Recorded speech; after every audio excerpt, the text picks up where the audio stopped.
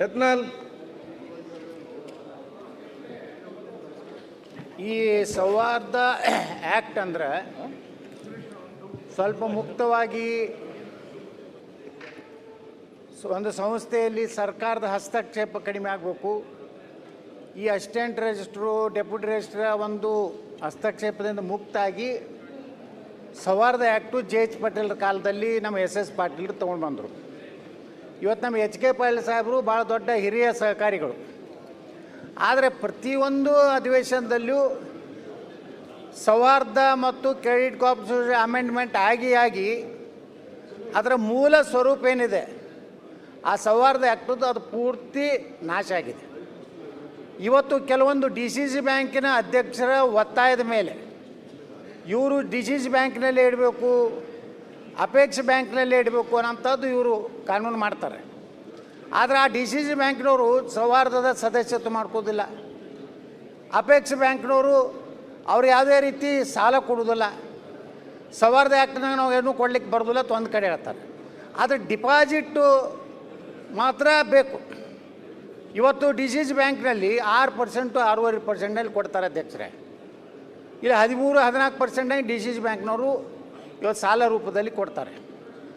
ನಾವು ಮಾನ್ಯ ಸಚಿವರಿಗೆ ವಿನಂತಿ ಮಾಡ್ಕೋದೇನೆಂದರೆ, ರಿಸರ್ವ್ ಬ್ಯಾಂಕ್ ಆಫ್ ಇಂಡಿಯಾದ ಲೈಸೆನ್ಸ್ ಪಡೆದಂಥ ಯಾವುದೇ ಸಹಕಾರಿ ಬ್ಯಾಂಕಿನಲ್ಲೂ ಸಹ ಈ ಡಿಪಾಸಿಟನ್ನು ಇಡಬೇಕನ್ನುವಂಥದ್ದನ್ನು ಒಂದು ತಿದ್ದುಪಡಿ ಮಾಡಬೇಕು.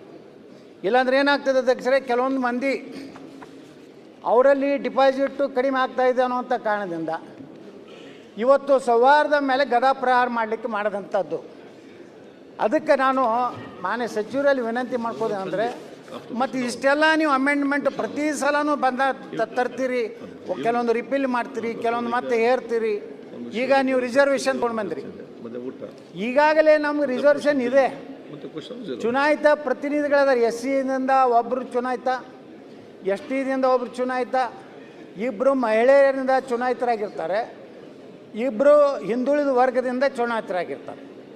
ಅದು ಆದಮ್ಯಾಗೂ ಮತ್ತೆ ನೀವು ನಾಮಿನೇಷನ್ ಮಾಡ್ತೀರಿ, ಒಂದು ಕಡೆ ಒಮ್ಮೆ ವೋಟಿಂಗ್ ಕೊಡ್ತೀರಿ, ಮತ್ತೊಂದು ಅಮೆಂಡ್ಮೆಂಟ್ ಮಾಡಿ ಅವರು ವೋಟಿಂಗನ್ನು ವಾಪಸ್ ತೊಗೋತೀರಿ, ಒಂದು ಕಡೆ ಅಧ್ಯಕ್ಷ ಉಪಾಧ್ಯಕ್ಷನೂ ಕಾಂಟೆಸ್ಟ್ ಮಾಡ್ಬೋದತ್ತೀರಿ, ಮತ್ತು ಅದನ್ನು ಅಧ್ಯಕ್ಷ ಉಪಾಧ್ಯಕ್ಷನ ವಾಪಸ್ ತೊಗೋತೀರಿ. ಅಂದಾಗಿದ್ದು ಅಧ್ಯಕ್ಷರೇ, ಈ ರಿಸರ್ವೇಷನ್ ತರೋದ್ರಲ್ಲಿ ಏನು ಅನುಕೂಲ ಏನಾಗೋದಿದೆ, ಈಗಾಗಲೇ ಅವ್ರು ಅದಾರೆ, ನಮ್ಮಲ್ಲಿ SC ಅದಾರೆ, ST ಅದಾರೆ. ಅದಕ್ಕೆ ನಾವು ವಿನಂತಿ ಮಾಡ್ಕೋದೇನೆಂದರೆ, ನೀವು ಒಂದು ಸಹಕಾರಿ ಕ್ಷೇತ್ರದಲ್ಲಿ ಕೆಲವೊಂದು ಜನರ ನೇತೃತ್ವದ ವಿಶ್ವಾಸಾರ್ಹತೆ ಮೇಲೆ ಜನ ಡಿಪಾಸಿಟ್ ಮಾಡ್ತಾರೆ ಅಧ್ಯಕ್ಷರೇ. ಇದು ಆ ಯಾವ ಸಂಸ್ಥೆ ಇರ್ತದೆ ಅವರು ಎಲ್ಲರೂ ಒಕ್ಕಟ್ಟಾಗಿದ್ದಾರಲ್ಲೋ, ಅವರು ಪ್ರಾಮಾಣಿಕರದಾರಲ್ಲೋ, ಅದು ಆ ವಿಶ್ವಾಸಾರ್ಹತೆ ಮೇಲೆ ಒಂದು ನಡೀತಿರ್ತದೆ. ಈಗೇನಾಗ್ಬಿಡ್ತದೆ ಅಧ್ಯಕ್ಷರು, ಈ ನಾಮಿನೇಷನ್ ಮಾಡೋದ್ರಿಂದ ಸೋತ ಅಭ್ಯರ್ಥಿ ಯಾವ ಸೌಹಾರ್ದದಲ್ಲಿ ಸಹಕಾರಿಯಲ್ಲಿ ಚುನಾವಣೆಗೆ ರಿಸರ್ವೇಷನ್ನಿಂದ ಏನು ನಿಂತಿರ್ತಾರೆ, ಅಲ್ಲಿ ನಾಮಿನೇಷನ್ ಮಾಡಿಬಿಟ್ರೆ ದಿನ ಬೆಳಿಗ್ಗೆ ಅಲ್ಲಿ ಸಂಘರ್ಷಗಳಾಗ್ತವೆ. ಅದಕ್ಕೆ ಮಾನ್ಯ ಸಚಿವರು ಇಲ್ಲಿ ಸೌಹಾರ್ದ ಆ್ಯಕ್ಟ್ನೇ ರಿಪೀಲ್ ಮಾಡಿಬಿಟ್ರಿ ಪೂರ್ತಿ.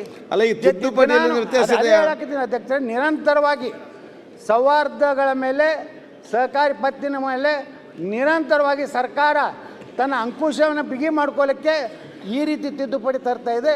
ಇದು ಸರಿಯಲ್ಲ. ವಿಧಾನ ಪರಿಷತ್ನಲ್ಲಿ ಏನು ಹೇಳಿದ್ದಾರೆ, ಇವತ್ತು ವರ್ಷಕ್ಕೆ ಒಮ್ಮೆ ಡಿಕ್ಲೇರ್ ಮಾಡೋ ಪ್ರಾಬ್ಲಮ್ ಇಲ್ಲ ಡೈರೆಕ್ಟರ್ಗಳು, ಅದಕ್ಕೆ ನಮ್ಮದೇನು ಸಮಸ್ಯೆ ಇಲ್ಲ ಅಧ್ಯಕ್ಷರೇ. ಆಡಿಟರ್ ಹೇಳ್ತಾರೆ, ಸರ್ಕಾರದಲ್ಲಿ ಆಡಿಟರ್ಗಳೇ ಇಲ್ಲ ಅಧ್ಯಕ್ಷರೇ. ಆಯ್ತು, ಇವ್ರು ಹೆಂಗೆ ಆಡಿಟ್ ಮಾಡ್ತಾರೆ? ಓಕೆ, ನೋಡೋದು. ಅದಕ್ಕೆ ಅದೇನು 5 ವರ್ಷಕ್ಕೊಮ್ಮೆ ಏನಾದ್ರು ಸಲಹೆ ಕೊಟ್ಟಾರಲ್ಲ, ಆಯ್ತು, ಅದನ್ನು ಏನದ ತಿದ್ದುಪಡಿ ಮಾಡಿ ಜಾರಿ ಮಾಡಲಿ ಅಂತ ನಾವು ವಿನಂತಿ ಮಾಡ್ಕೊತೀವಿ. ಸನ್ಮಾನ್ಯ ಅಧ್ಯಕ್ಷರೇ, ತಿದ್ದುಪಡಿಯಲ್ಲಿ ಹೆಚ್ಚು ಇದ್ರೆ ಹೇಳಿ. ಸನ್ಮಾನ್ಯ ಅಧ್ಯಕ್ಷರೇ, ಈ ಬಿಲ್ಲನ್ನು ನಾನು ಸ್ವಾಗತ ಮಾಡ್ತಾ ಇದ್ದೇನೆ.